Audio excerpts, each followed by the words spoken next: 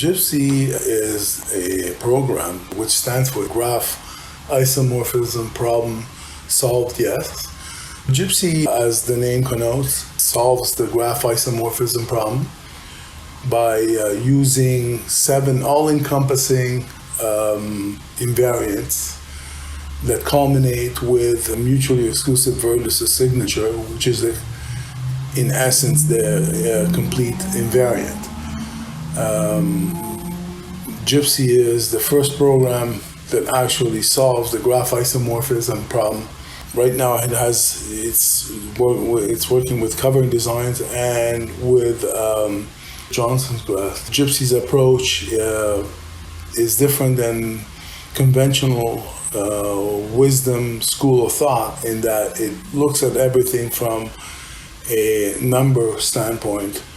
It completely detaches itself from any conceptual ideologies of graphs and looks at graphs strictly from a numerical standpoint. What GIPSY is a solution in polynomial time for the graph isomorphism problem. PONG is a combinatorial optimization problem solution program. The acronym stands for Proactive Optimization Network Graphs. It is akin to other combinatorial optimization problem tools such as simulated annealing and the genetic algorithm, in the sense that they all try to find the optimal solution to a combinatorial optimization problem.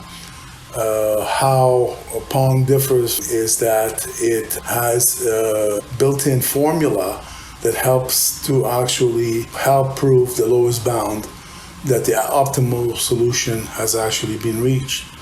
Furthermore, another distinguishing feature of PONG, it also tries and many times can find all the non-isomorphic solutions at the global optimum, which helps to prove that the lowest bound has actually been reached. What's great about PONG is that you have many tools to prove the lowest bound, one of them being the formula, and the other one being finding all the non-isomorphic covering designs.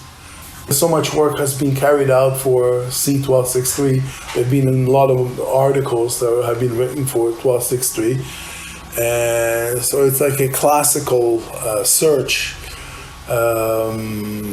that was carried out. Dan Gordon, he did 1263. There's one of the papers he did was 1263. And much work has been carried out on 1263. So in this case, we know beforehand the actual number of non-isomorphic covering designs, which happens to be 68 because it has been proven. There have been exhaustive searches carried out by Mr. Klas Markstrom, who is a professor from Sweden, and he did comprehensive searches using the supercomputer facilities at his university. And these searches took a long time to carry out. A lot of the demos, not all the demos though, have been ascertained by searches that Mr. Klas Markstrom carried out. The program that he used was written by Brendan McKay. It's called Naughty, and he carried out all the searches, and he was diligently carried them out and with a lot of determination and patience. And his searches were very instrumental. In this particular demo, there's no starting point. It first finds the lowest bound, which happens to be 15, which is known, and then it proceeds to find all the 68 non-isomorphic covering designs. It usually finds the first 67 very quickly. The 68th one sometimes takes a little bit longer than other times, but because uses a random number generator, it is stochastic, and as such, it will yield different timing results with every run that you actually try. One thing for sure is that there's always room for improvement. There is no such a thing as fast enough. Some of these things can take a long time, and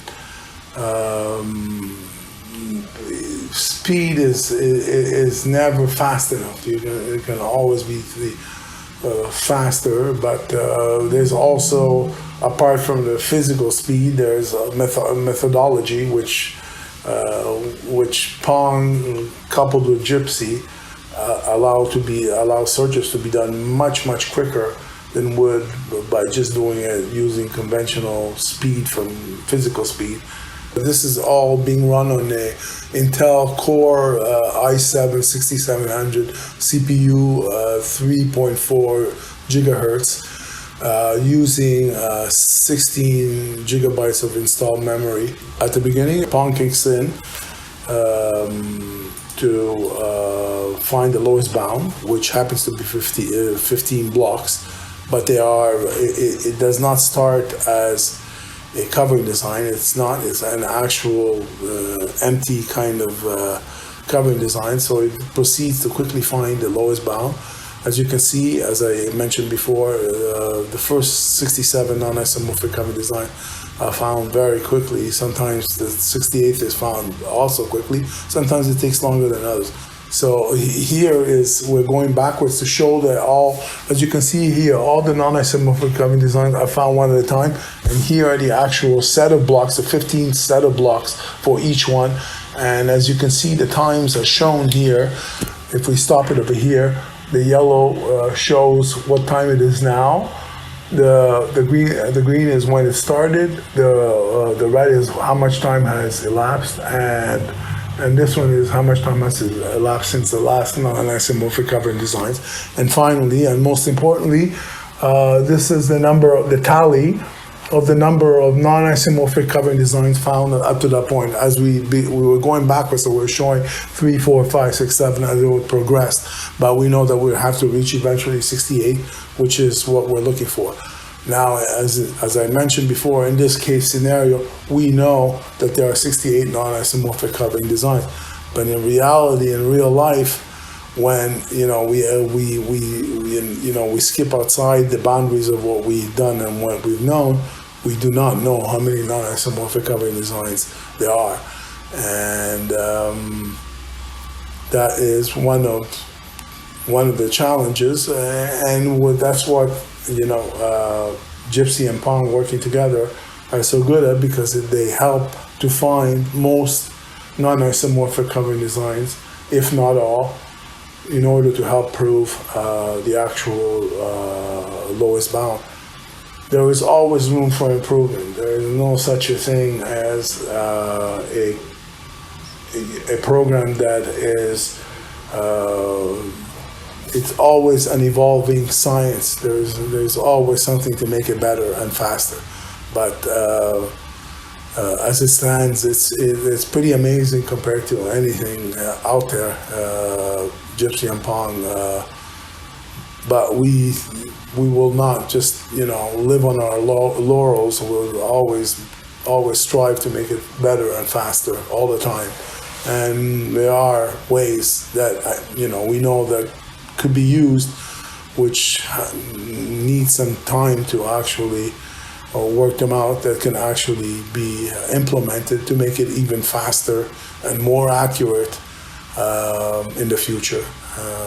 But the ball has to start rolling somewhere, and we have to get, we're getting this out because it's so, it's so many uses, it's so ubiquitous that it will be able to really revolutionize how a lot of things will be done in the future, because of the power of GIPSY and PONG together, which have a synergistic effect on both the Graph Isomorphism Problem and combinatorial optimization problems. And that's the beauty of GIPSY and PONG. together, working seamlessly. It will never be purely a science. It will be both, a composite of science and an art, and it will never be just science. There is some human decision making in these kind of problems. You want to maximize what is done as a science, but you will always have an interjection. You'll always need some human decision making because the numbers are outstanding and surreal, and there is no way beforehand to know what certain parameters will, how certain parameters will pan out. That is at the discretion of the user who will. It's a kind of feel thing, and there's also the science part, which can also be improved to make it more exact. That's always the case.